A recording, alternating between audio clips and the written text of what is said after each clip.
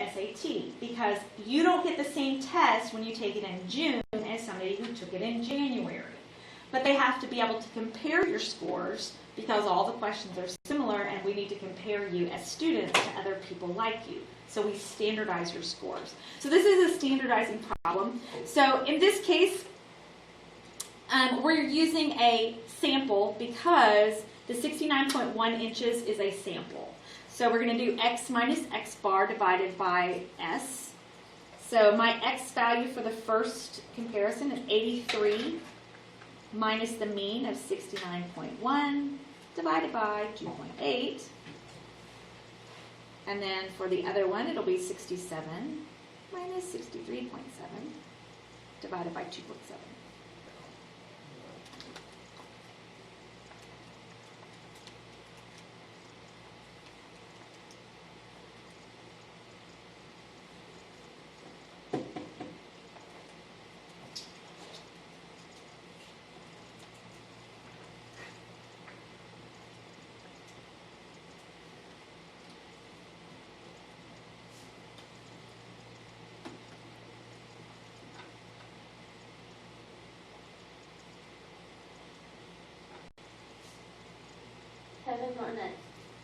Yes.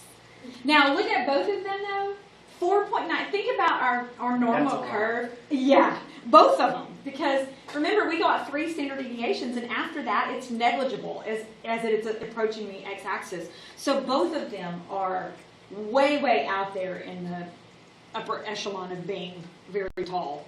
So, but he's taller, relatively. Yeah, he's very tall. And she's tall too. Isn't like Brendan Hall almost 7 foot? He's only 6'9". Oh, okay. But he's also only 18, so he can get taller. Yeah. Okay, number 2. We're still working with z-scores and standardization. So a boarding school will only admit students who place 1.5 standard deviations above the mean on a standardized test that has a mean of 200 and a standard deviation of 26. What is the minimum score to get in? All right, so they gave us, this time, they gave us 1.5, which is a z-score. Remember, a z-score is a standard deviation. It just happens to be a standard deviation that's not exact. It's not 1, 2, 3. It's not an integer. So in this case, I'm using my formula z equals x minus x bar over s, but they've given me z of 1.5. I don't know x, but I know my x bar is 200, and my s is 26. So I'm trying to figure out what that x is. So now it's just an algebra problem. I miss algebra. Clear the 26.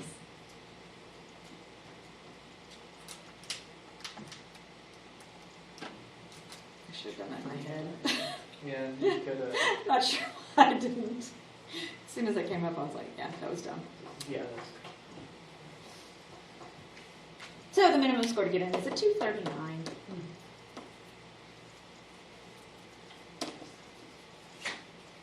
All right, percentiles.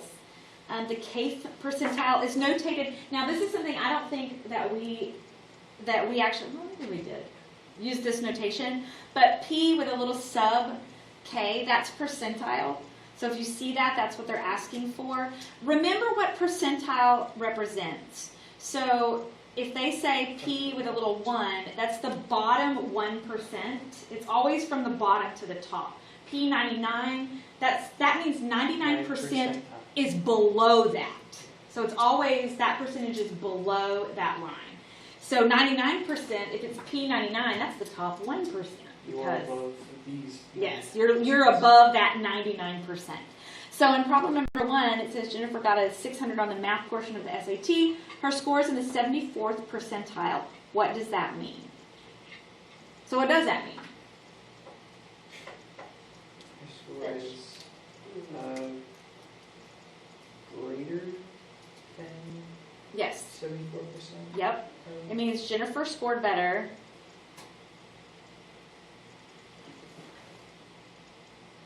than 74%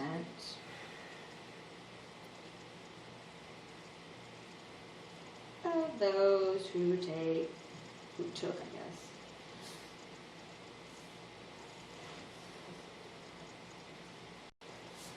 It also means 26% scored above a 600. So why is it that she scored better than 74%? Because I thought it. Because if she's in the 74th percentile, this is Jennifer. So this is the 74 percentile. 74% of the data is below her. So she scored better than 74%. All right. Thank you.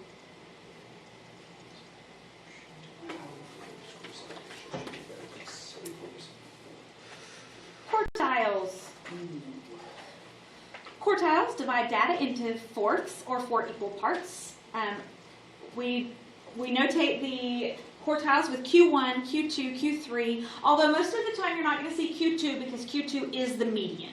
So it's in our calculator when we do the 5-number summary, it says median, not 2Q. So just know that those two things are interchangeable. The way that we find quartiles is arranging the data in ascending order. Find the median first, and then you take then you take half of each half. So the same rule that applies to finding a median is going to apply to quartiles. If it is an even number of data pieces, then you're going to have to average those two in the middle to get your actual median. Same thing, if either one of your halves is even, you'll have to average to get your quartiles. If they're odd, you don't have to because they're going to have an exact number at the quartile. All right, so they gave us a set. A group of Brigham Young University students collected data on the speed of vehicles traveling through a construction zone on a state highway, and they recorded the speed of 14 randomly selected vehicles. So we need to first put this data in order. Is it in order? Yeah, Tell me it's in order. Thank you. That's so great. That makes me so glad. Okay, so there are 14 data pieces. Are there really? Because a lot of times they tell us there's a certain number, there's not. Yeah, that's right. Okay, good. So that means we have an even number. So 1, 2, 3, 4, 5, 6, 7. So these are my two middle pieces.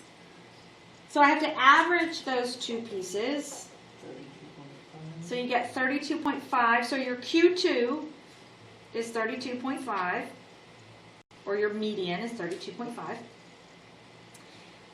And then I just find the middle of these two pieces. Well, now they're odd, so that's good. So my Q1 is 28. And my Q3 is 38. Your min is 20. Your max is 40. If they asked, your range is 20. 40 minus 20.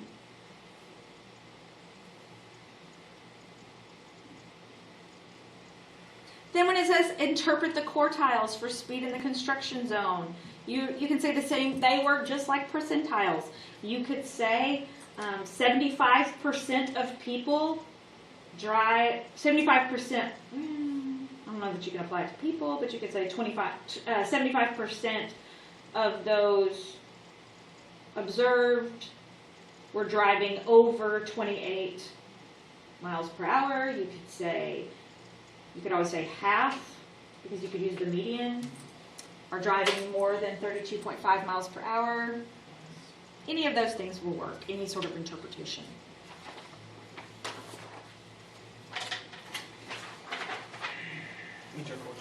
Interquartile range is exactly what it sounds like. It's the inner quartiles. So you do Q3 minus Q1, which what was our Q3?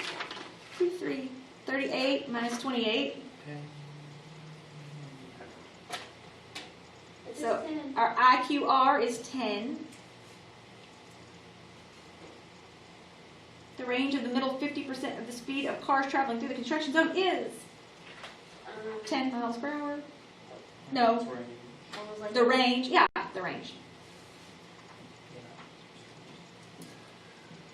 Because IQR is a measure of range, interquartile range. Now, suppose a 15th car travels through the construction zone. Oh, look, they did it for us.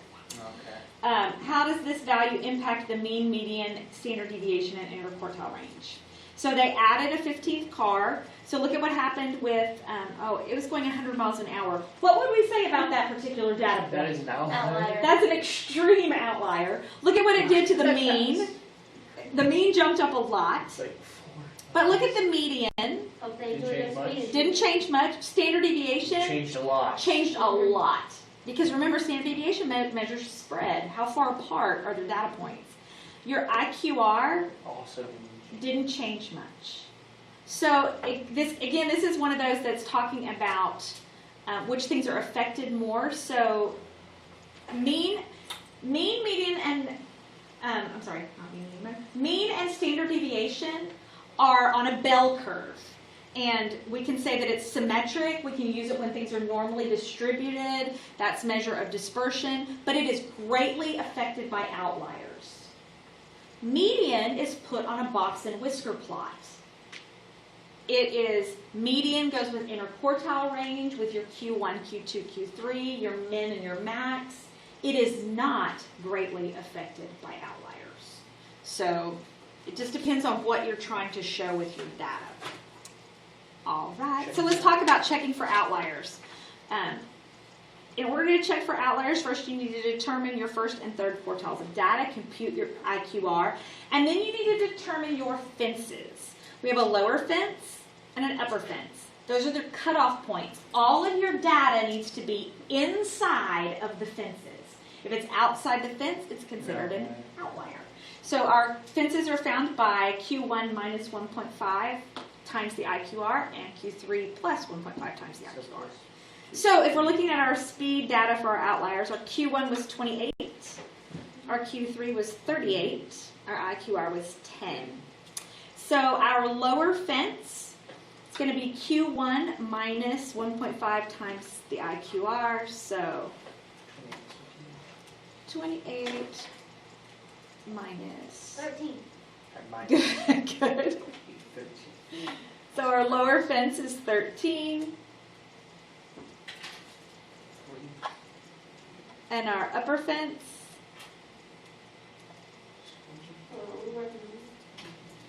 53. 53. So in our original data set, do we have any outliers? I don't think so, right? Should not. I don't think so. But in this, when they added in that 1 over 100, that would definitely be an outlier. So your step 4, look for data outside the fences.